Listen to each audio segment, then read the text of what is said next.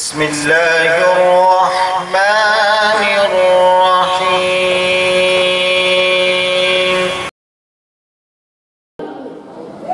اگر کوئی شخص جھوٹا دعویٰ خداوندی کرے اس کا ہاتھ نہیں پکڑا جاتا۔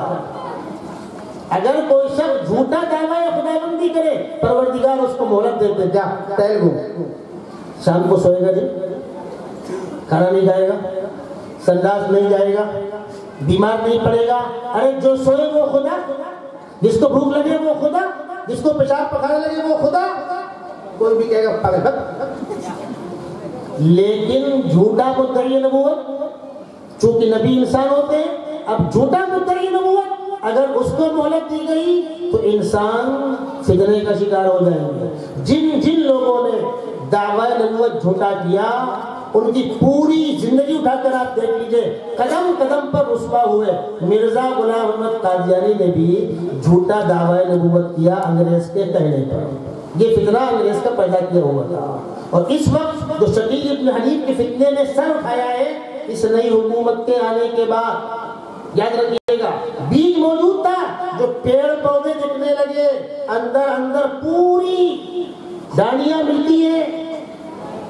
یہاں کے لوگ اسرائیل جا رہے ہیں، برطانیہ جا رہے ہیں، سبق پڑھ کے وہاں سے آ رہے ہیں، یہاں فن مل رہا ہے۔ جن کے پیروں میں پرانی چپلیں ہوا کرتی تھی، 5,000 5,000 کے جوتے پہن رہے ہیں، نئی بائک لے کے ٹہل رہے ہیں، پراپرٹیاں ہو گئی۔ بھیونڈی کے لوگ یہاں پراپرٹی نہیں لے رہے، گھر مکان بک کرا رہے، بنگلہ مکان بک کرا رہے، جس کو تفصیل چاہیے ہوگی ہم دے دیں گے۔ یہ تمام پیسے کا کھیل ہے اور جادو کا استعمال ہے۔ مرزا غلام احمد قادیانی نے اللہ کے نبی صلی اللہ علیہ وسلم کی نبوت پر حملہ کرنے کے لیے چور دروازے ڈھونڈے۔ اس نے پہلے کہا میں عیسیٰ ہوں۔ مرزا غلام احمد قادیانی نے یہی بات کہی تھی جو آج شکیل کہہ رہا ہے۔ یہ سارے چور اسی گیٹ سے انٹری کرتے۔ اس نے پہلے کہا میں عیسیٰ ہوں، تم عیسیٰ ہو، وہ تو آسمان پہ، عیسیٰ آسمان میں کیا کرنے گے، کیا کھاتے ہوں گے، پیشاب پخانا کہاں کرتے ہوں گے، یہ باقاعدہ ان کی کتابوں لکھا ہوا ہے۔ یعنی عیسیٰ علیہ السلام کیا کرتے ہوں گے اس کی فکر ہے آپ کو۔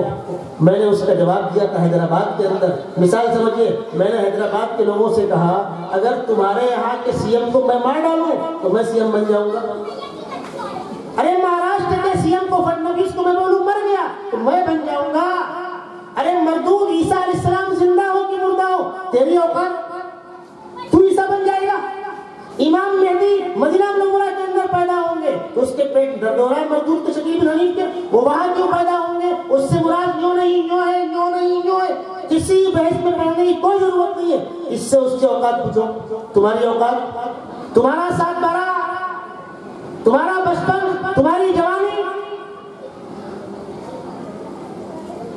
اس 10 سال کے اندر کم سے کم 10 لوگوں سے میری ملاقات ہے جو اسی روٹ پر چل رہے۔ ایک صاحب میرے پاس آئے تھے، انہوں نے ایک تنظیم بنائی تھی، تنظیم کا نام تھا اصلاح العلماء والصلحاء۔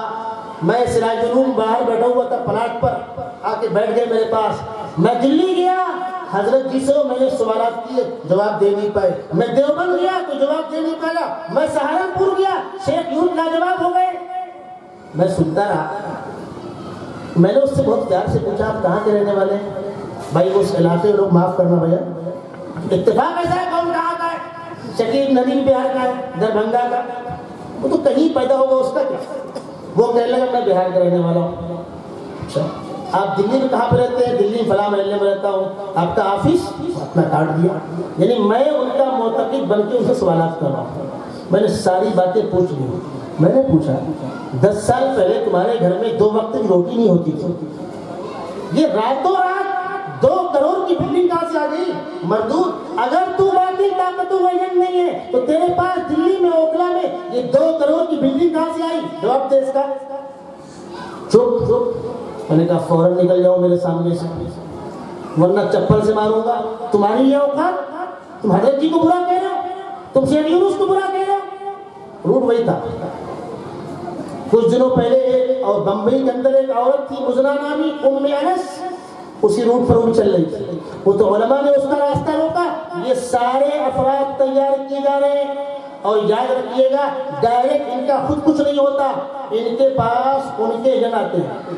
اب یہ اب یہ دوا اس کی یہ خوراک، اب یہ دوا اس کی یہ خوراک، ان کی خود کوئی اوقات نہیں۔ مرزا غلام احمد قادیانی پرائمری 4 تک پڑھا ہوا تھا، اور کتابیں اتنی موٹی موٹی، نیٹ پر کتابیں اتنی موٹی موٹی، یہ کم وقت پرائمری 4 پڑھا ہوا، کتابیں اتنی موٹی کیسے آ گئی؟